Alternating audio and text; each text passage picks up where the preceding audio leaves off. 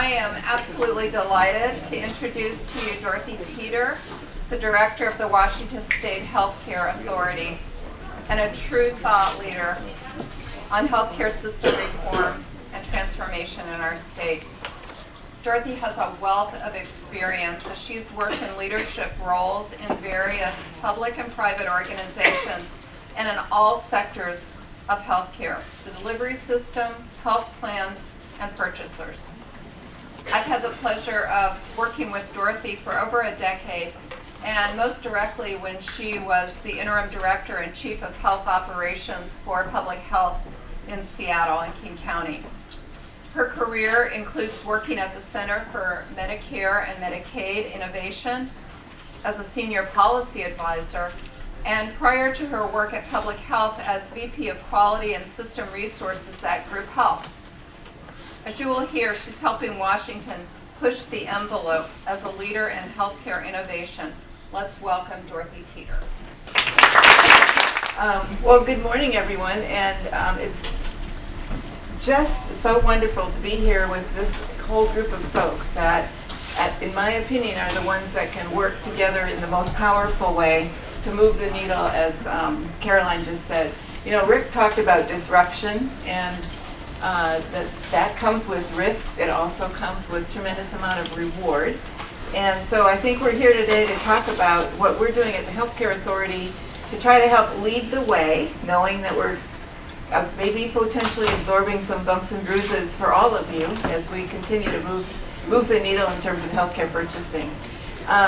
So what I'm going to do is talk about what the Healthcare Authority is doing, and then how we can and intend to work with all of you if you're interested to continue to help do some technical assistance, support for all of you as we go forward on this, what I will call, it is a journey, and it's the speed of that journey speeding up, I will say. So we're going to start with what value means to the Washington State, why we want to drive our business strategy from volume to value, and then alignment with federal goals. I have the privilege of sitting on the guiding committee for the federal payment reform work, and so we're going to talk a little bit about that, because as Rick said, as Medicare goes, so goes commercial, and then we've got Medicaid. Our provider groups take care of people across that whole spectrum. So we're going to talk about all of that today. So some of it might get a little technical, but we'll try to turn it into real words for people. Okay, so first is the why. Why Washington State's dedicated. Then we'll talk about how we're going about it. And then thirdly, the what's next. And I like to call it join us, the scale and spread strategy. First of all, this is the picture we like to use that depicts fee-for-service payment. It's very simple. You've probably all seen it. But fundamentally, you take the number of services provided by a unit cost per that service, and that ends up being the amount you pay. You have different rates for hospital services, for specialty services, for primary care, for behavioral health, for pharmacy. There are all these little pieces that all together turn into what we call a total cost of care for a defined population. This keeps jumping on me. There we go. Sorry, that's me jumping in. So what the problem is with this this kind of a model is really the incentive is to do more because you make more money. So think about it in a very simplistic way. A mom has a child with an ear infection, takes that child in. The child gets medicine or not, depending on what the requirements are. But then there's this, well, come back to see me in 10 days and we'll see how that is. So that is not bad care, but it is also true that when you come back for that return visit, you get another payment for that visit. If there were instead a way to say, you know, we've got this much money for this population, your employees, for example. We want to keep our employees at work as much as we can. We want to make sure that those children stay healthy, get back to school, etc. What if, instead of a revisit, get in the car, drive to the doctor, blah, blah, blah, you instead could call and say, this is what's going on. Quick phone call, taken care of, you can stay at work, the child can stay where they are. What the fee-for-service world drives is coming back in for every single thing.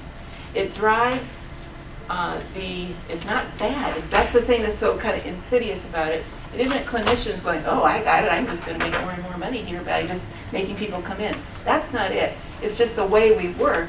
That's been the sort of the habitual way of taking care of folks, and there doesn't have that drive to innovate when you've got a fee-for-service approach. And often you'll have your brokers or your health plans say to you as the purchaser or the employer, wow, I just got you a great decrease in your unit cost. And you think, cool, that's a good job. Well, the evidence will show that that may be true, but what actually happens then is that there's this incentive again to do more of that. So you may have a less per unit, but in fact what that does in terms of the minds of your delivery systems, who of course do have to keep up with their infrastructure, et cetera, is, okay, I'm just going to try to figure out how to do more. So the actual result of fee-for-service, even when you're driving down a unit cost, which in and of itself is a really good thing to do, but it can't be by itself, that's what happens. So we're moving to payments that are much more based on volume being turned into value. We're moving away from where we are now. I would say that I know Rick didn't really use this image, but it's what comes to mind to me, is if you say you're rowing harder doesn't make you go faster. So if you imagine if you're a delivery system and you're accepting all these signals from all of these different purchasers or employers, and you're going, oh my gosh, there's another incoming. I got to do these measures here. I got to do this over here. I've got this piece here. What it does is make you work really hard to meet the needs of every one of those, but they're all different. So what happens is that you just are struggling to not go over the cliff as opposed to struggling to go in the right direction. So I think in that sense, what we're trying to do, same as employers, what employers can do, purchasers can do is start sending the same signals. Nancy's going to talk more about common measure sets. We can start sending the same signals, pricing being out there for everyone. If we all start saying this is what we want as employers and purchasers, the delivery systems ultimately will say, thank goodness, we've got some consistent messaging here, consistent signals. We can all work together to get to that performance. You'll see a little bit later on in my presentation, and then I know in others, about the variation that is our absolute enemy in this state. It's variation in quality, variation in cost, variation in price. It doesn't have to be that way, but we have to do our part as purchasers to make it easier for our delivery systems to do the right thing. So value-based purchasing has at the core of it a concept that fee-for-service doesn't, which is defining the population upon which you're going to purchase, for which you're going to purchase care. So if you're an employer, it's your employee population. If you're the healthcare authority, it may be the Medicaid population. If it's CMS, it may be the Medicare population. But you're trying to say, we still want the best quality, we want the best prices, we want the unit cost to be as efficient as we can. But at the end of the day, we need to be able to look at rates. What's the rate of an MRI per population that's risk adjusted? What's our rate of primary care visits? How well are we doing for these populations to integrate, as Rick was talking about and you'll hear later, behavioral health into our system? What's the impact of that on the overall cost? So if you're a purchaser, you have a basic population, and the more we can start thinking about what we want for that population of employees, or in our case, in Medicaid clients, it's going to help us all to move ahead. So you're balancing cost and quality together. I will also say, and just so no one takes away anything besides this from this presentation, our provider groups know and want to do the right thing. This is not a case of provider groups going, oh cool, we're just going to run away with as much money as we can and look at how much money we're making. That is not it.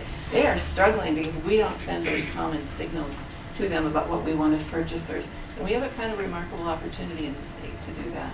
So, but they're learning too. They don't have the infrastructure. They've got a fee-for-service infrastructure that can measure the unit cost and the number and get a budget. So as we move forward, and I'll talk a little bit about this, as we move forward with our work, with our new accountable care programs, I listen to our providers again saying, I got to build a patient registry in a different way. I've got all this claims data, but now I've got to turn it into something meaningful for patient care. So this is not easy, but it has to be done, and you can do it along the way in a pathway that may not be completely smooth, but it isn't impossible in any way. So we're on this journey. We're partnered at the federal level, and I'll show you that in a minute. There's several public and private employers that are very interested in moving along this road with us.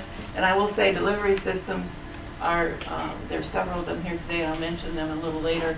They're really joining us and will join anybody here in moving ahead with the new model of care and payment.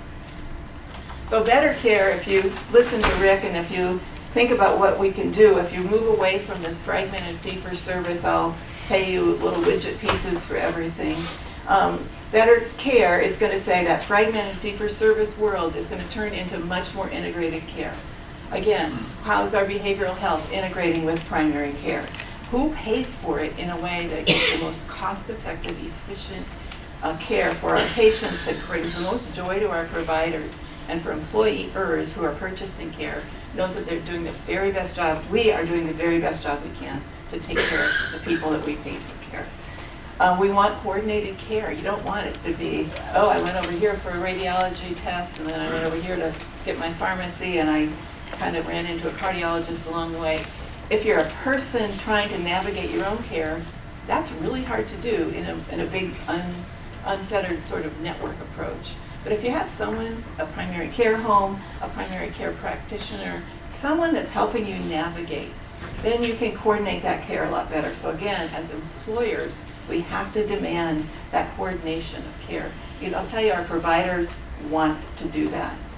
Unengaged members, we talked a little bit about that. Well, how do you get them engaged? You know, there's more and more work to be done here. You saw the Savvy Shopper video to begin with. Shared decision making you'll hear more about. The engagement has to be at the level of, okay, you can go here for your total joint, or you can go here. This is higher quality, lower cost.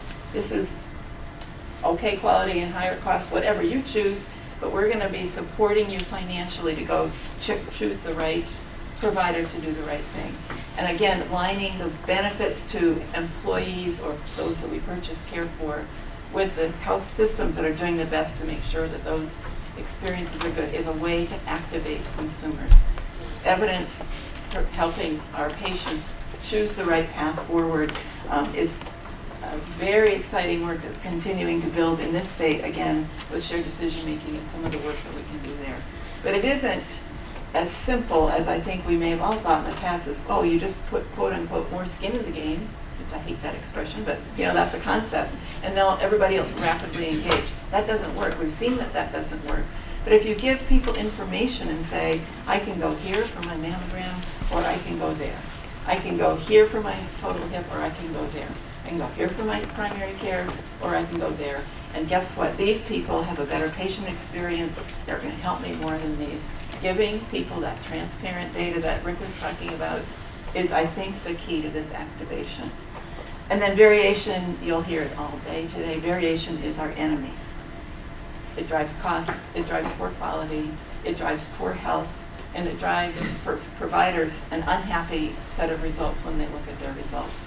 The more we can standardize the measures that we use, the feedback we give, and what we build into our contracts, it's all the same, the more we're going to get our systems moving together in the right direction for both clinical and financial accountability.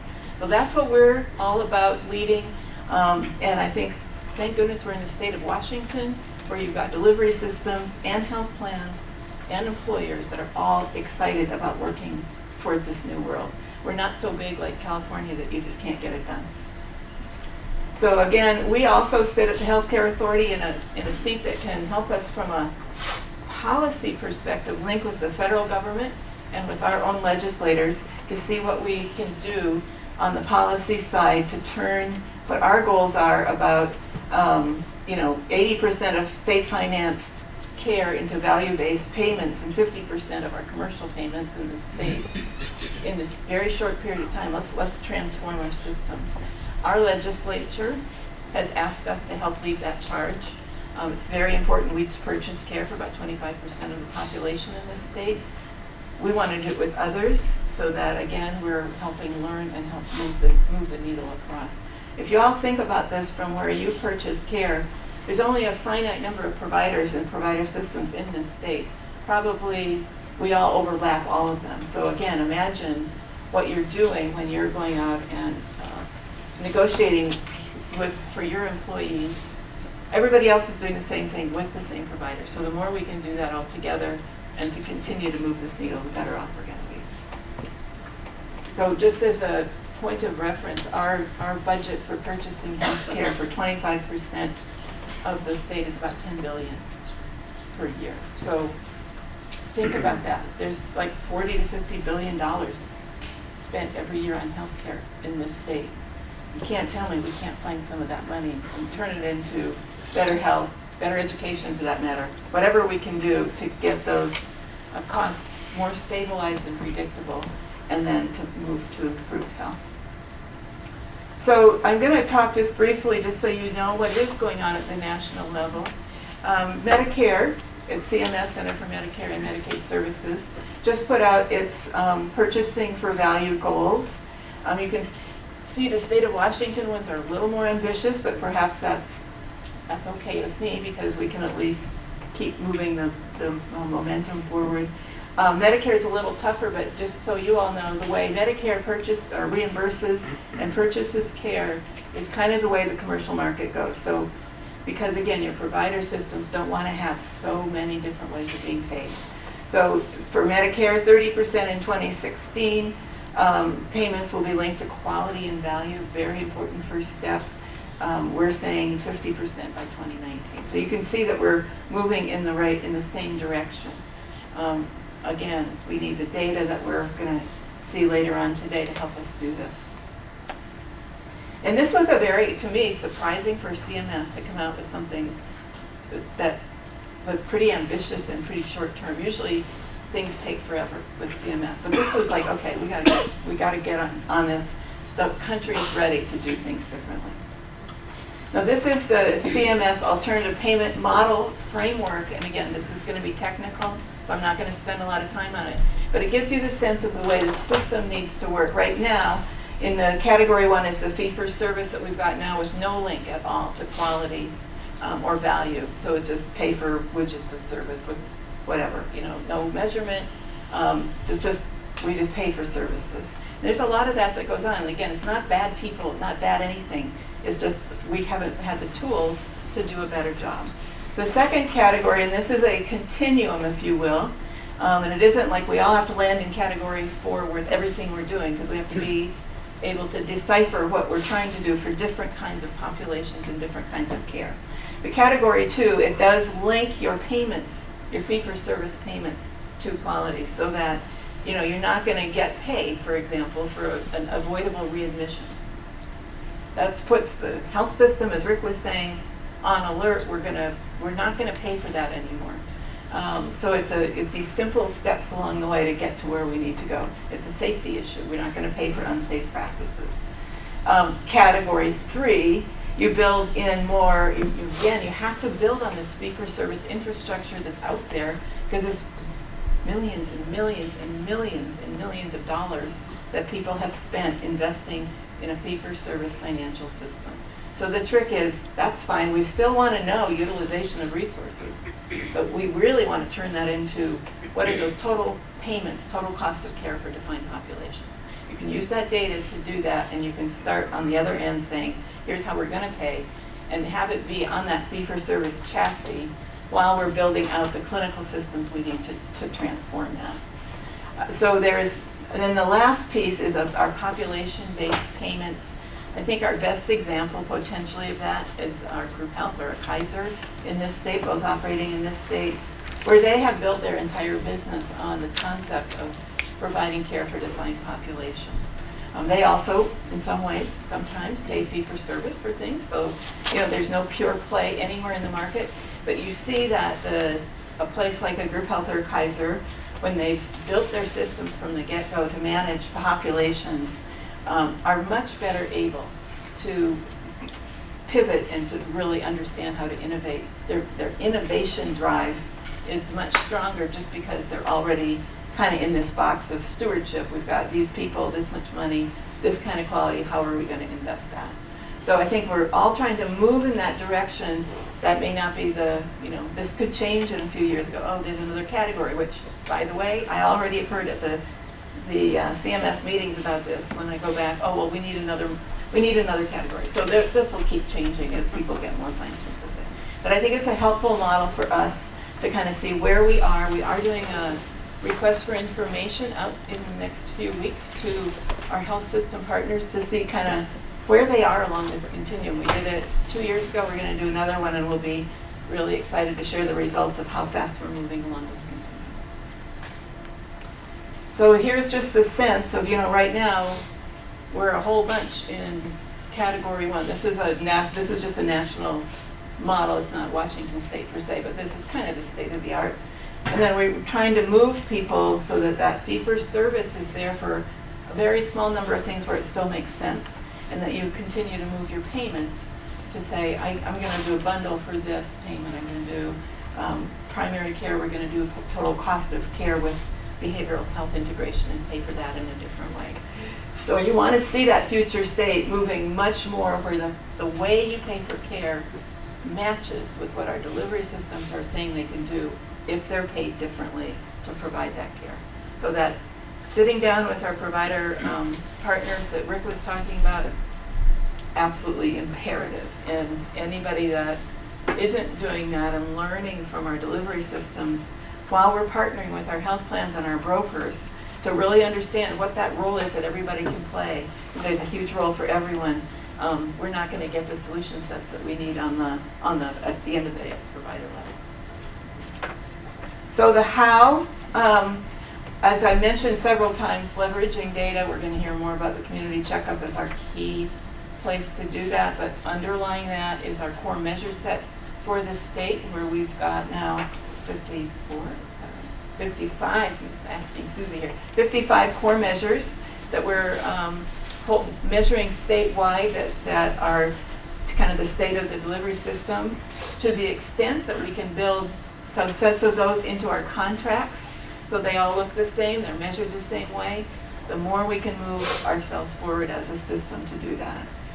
Additionally, if anyone's not familiar with the BRE Collaborative, I encourage you to become familiar with it. It's this absolutely awesome part of our state health infrastructure where we have clinicians from across the state looking at data, looking at variation, picking topics to look at to say, if we all did this in this way, total joints is an example, maternity care is another example, coronary artery disease care. If we all do things in the best state-of-the-art way with guidelines and care transformation system recommendations that are provided by our clinicians, we're also build those into our contracts. We're again going to be along the way of resonating with our providers, doing data-driven, evidence-based care, and allowing our health plans and our brokers to help us all find the places where this makes the most sense, where they're doing the best job.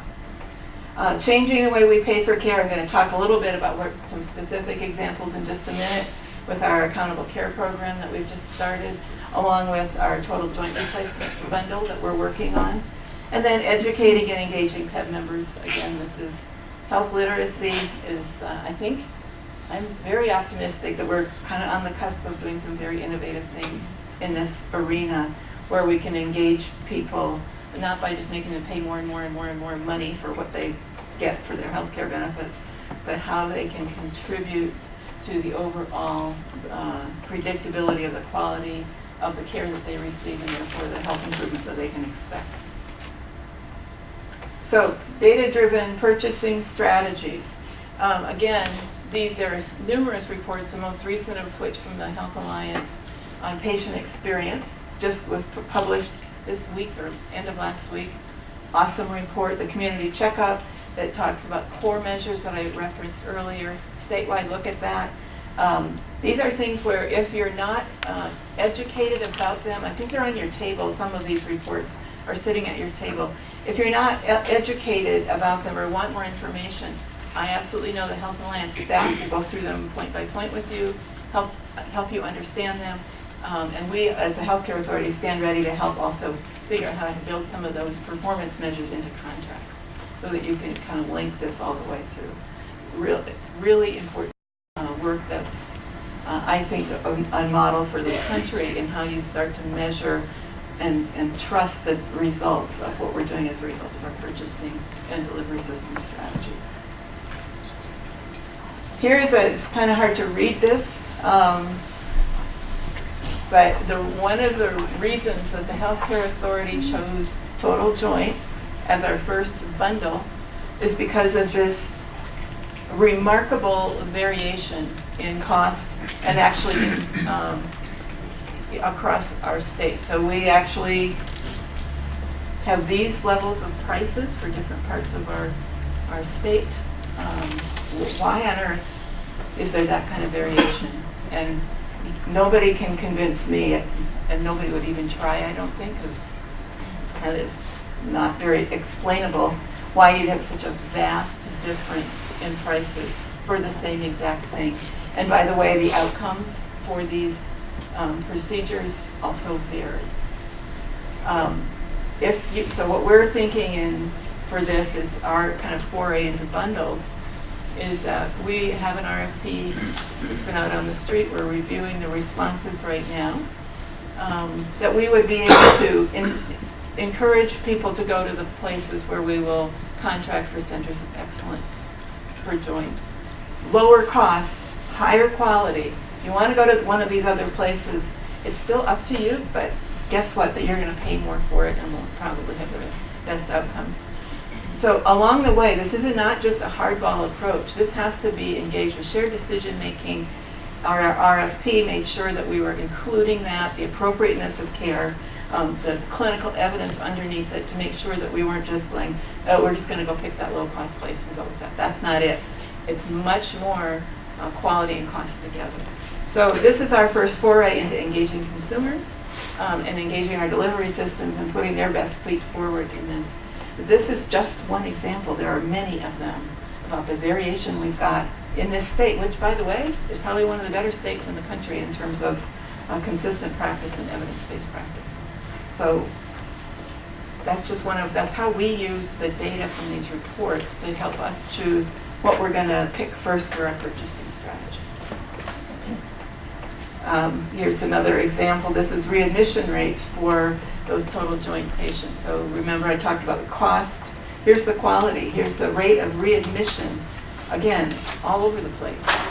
There are probably some really good clinical reasons for some of this, but we are very, very careful. Dan Lessler's here today. He's our medical director. Cautious about not jumping to conclusions about the reasons for these variations in outcomes. But, there's no way to explain this level of variation just through risk adjustment or our patients are sicker or you name it. There is a problem here, and again, I will say that our providers, as Rick pointed out, really, really want to lean into this and help.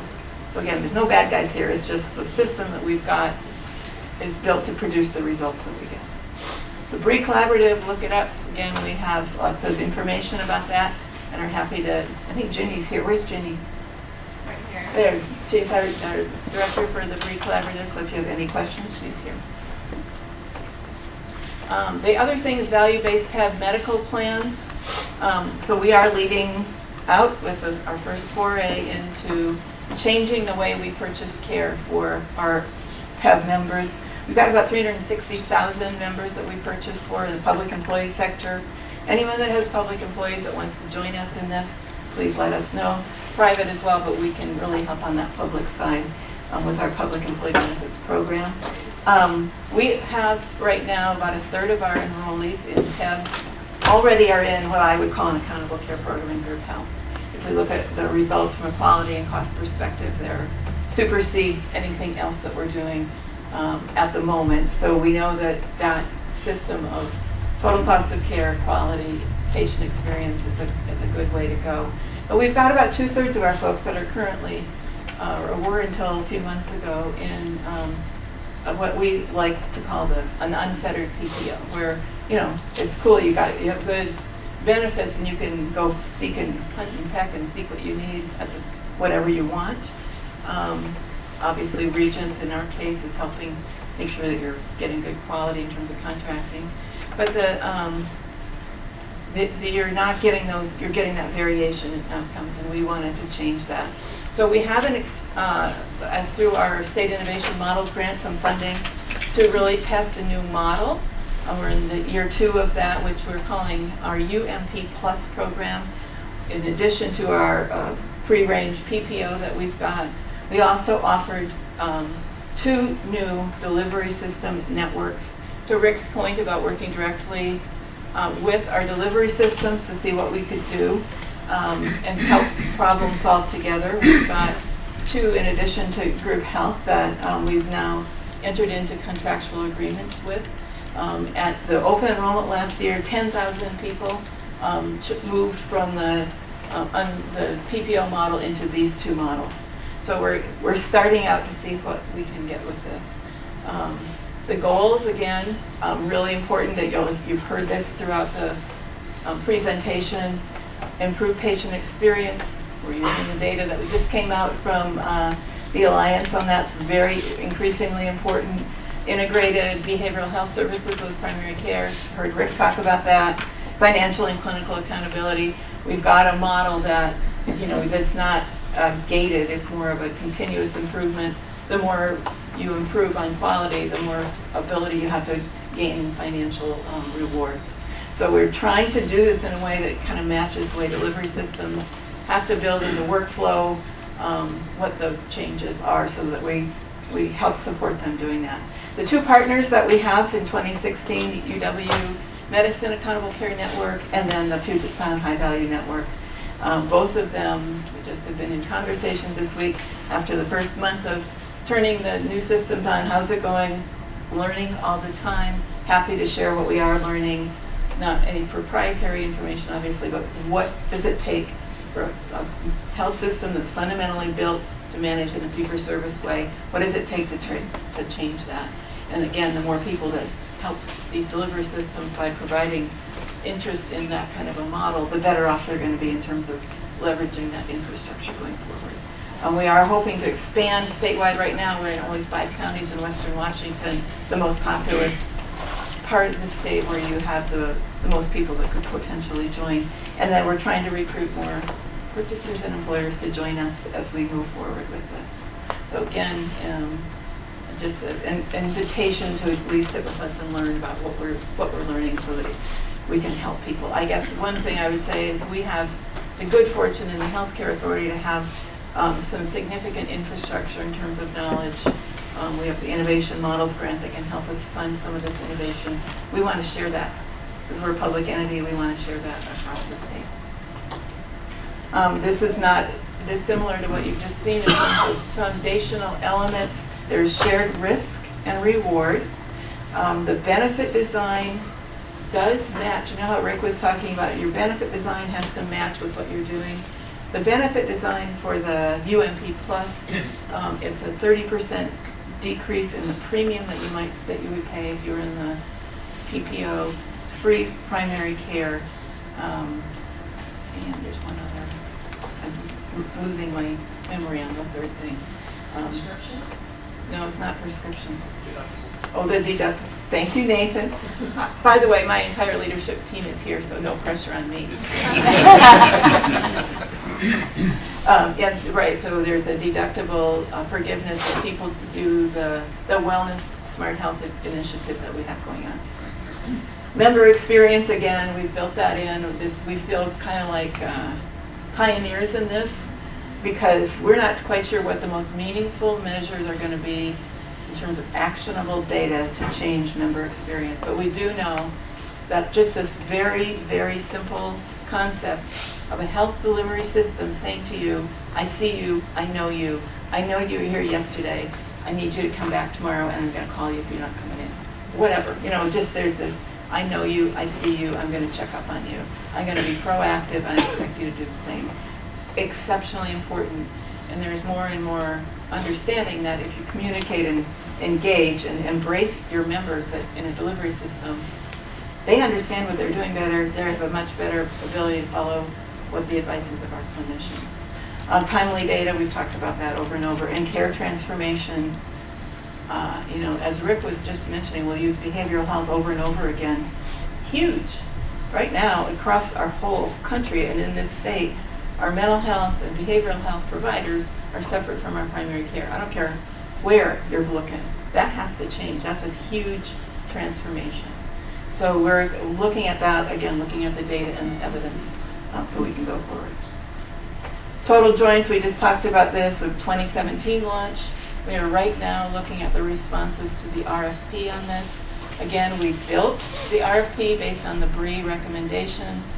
We have the clinical and the recommendations in their quality outcomes, as well as a warranty for the financial accountability piece, that if there is something that goes awry in terms of the outcomes, there's an accountability from that delivery system. So when you're looking at the RFPs, you're wanting to make sure that their track record, just to begin with, is very predictable in terms of those kind of outcomes. And we want to continue to reward. Hopefully, you get more and more people that are able to do this bundle, but we don't want to start with everyone because you all saw the variation. That would be very helpful. Savvy Shopper, I'm not going to talk about this because we already saw the video on this, but I can say to you, I'm on the board with Mark of the Health Benefits Exchange. We're trying to figure out, even there, when people are picking insurance, health literacy is so important. We got to have the same measure. How do you pick what you want? What's your plan? What are you looking for? What's the quality? So the more we can really help people engage in this, the better off we are. So again, this is available for anyone to use in Nancy, and just go find Nancy. This has been actually really fun. This is part of what we do. We developed this jointly. Well, I know the Alliance developed it, and we kind of piped in a few times, and it's really fun because every single word is so important when you start it, and we'll change it as we go. So the what's next, I talked about scale and spread, really important for us, and I hopefully will get some engaged people in this room to help us expand that concept of accountable care programs statewide. Again, we've got a couple of models that are fully much more mature than others. So there's a group health model, but we also have these new ACPs that are really interested in moving ahead with us. You heard Rick Cooper, leading delivery system CEO. They're completely restructuring primary care to do the behavioral health integration. We want to make sure we're supporting the work that people are trying to do by doing the right thing. We do have an accountable care program toolkit that you see the website on there that you're interested in that.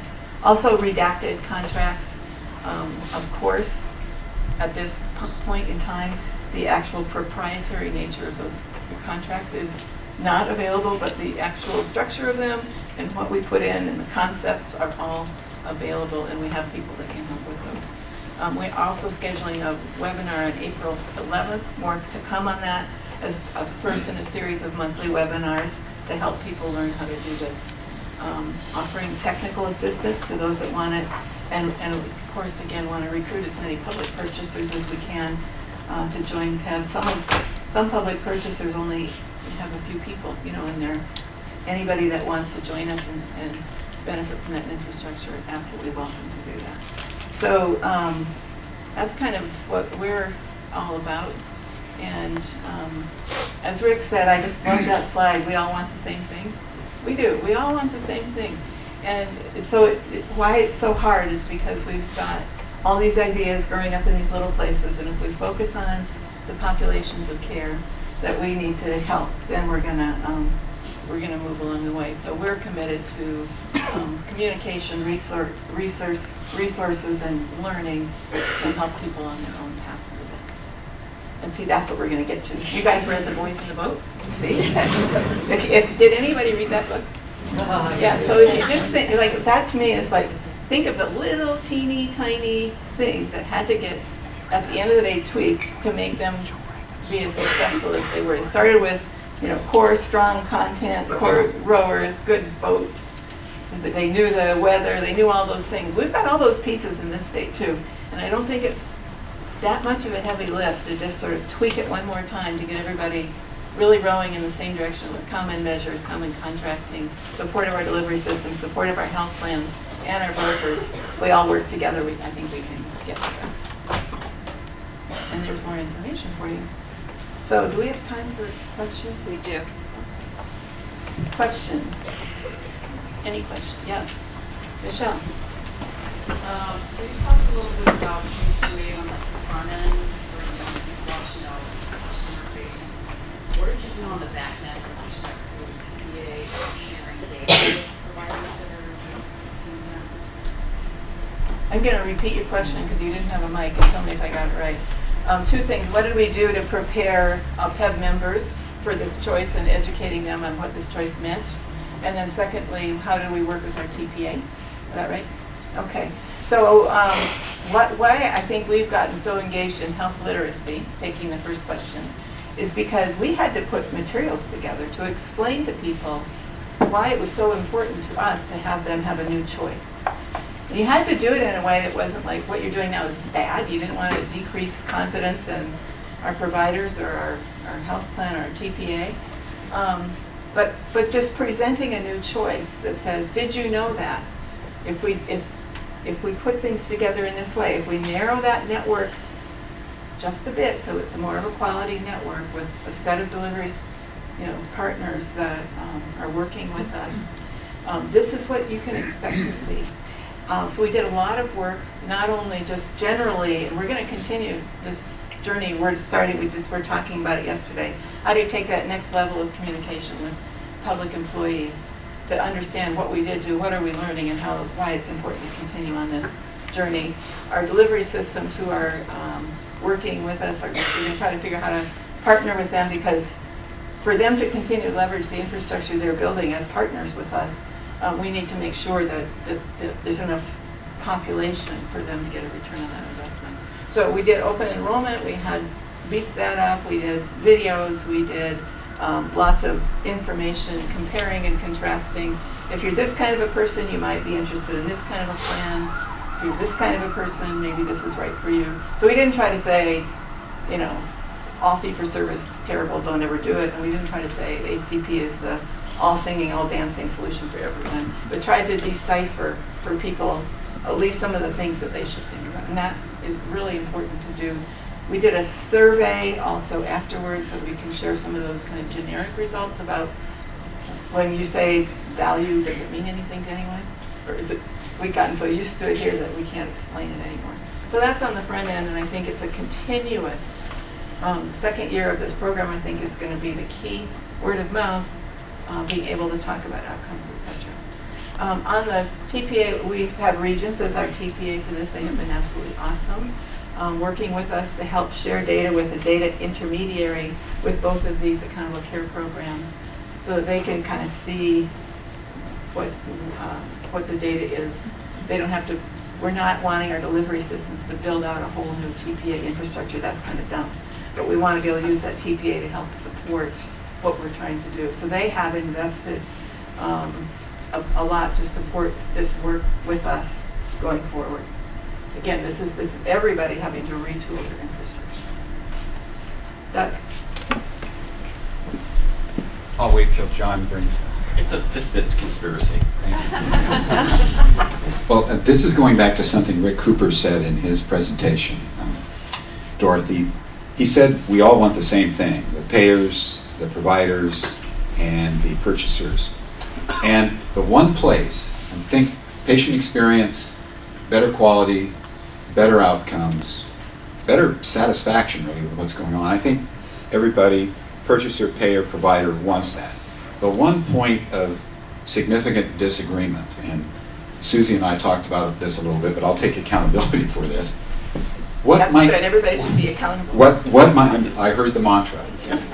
What might be the best role of purchasers, like King County, like the Healthcare Authority, in getting, I'll just say, split the difference, in getting providers and provider organizations and purchasers and plans to split the difference between the fact that the purchaser and the patient would like to pay less, and the providers, without saying this is illegitimate want to receive more.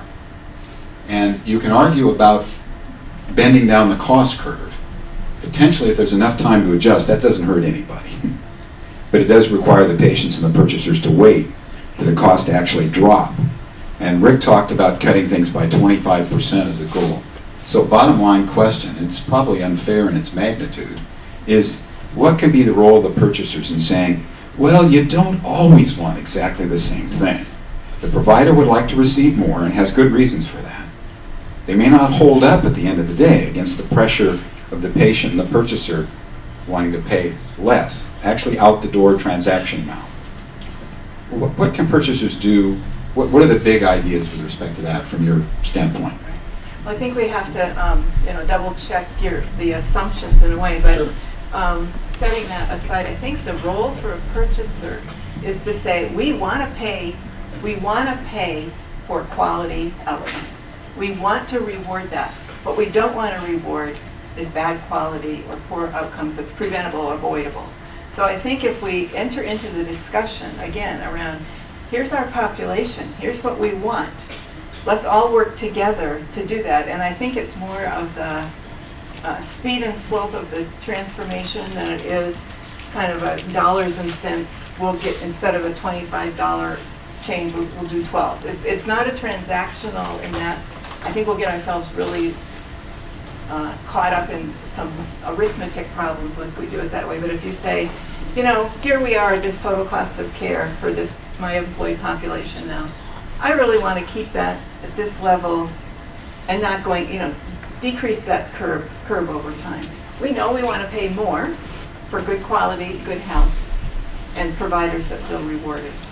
What we don't want to pay more for is what we're paying more for now, which is that waste.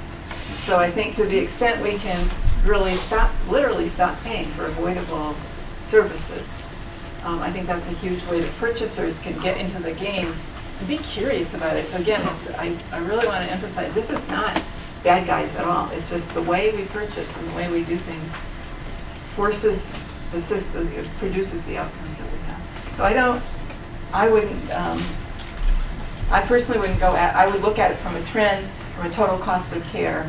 Here's the budget, here's what we want to do. Not from I want to pay $25 less and you want me to pay $12 more, so let's split the difference. I think that gets us into the kind of the wrong mental framework for that. I would also say that it is really, really, really, really expensive to keep up the infrastructure in today's world for healthcare delivery. You've got hospitals, you've got high tech, you've got IT, you have all these systems. So as purchasers, we have to, just like in our own businesses, there's an investment portfolio that we have to continue to have. I wouldn't want anybody to think that it's easy or inexpensive to maintain the infrastructure needed to do high quality care for provision. Please join me in thanking Dorothy.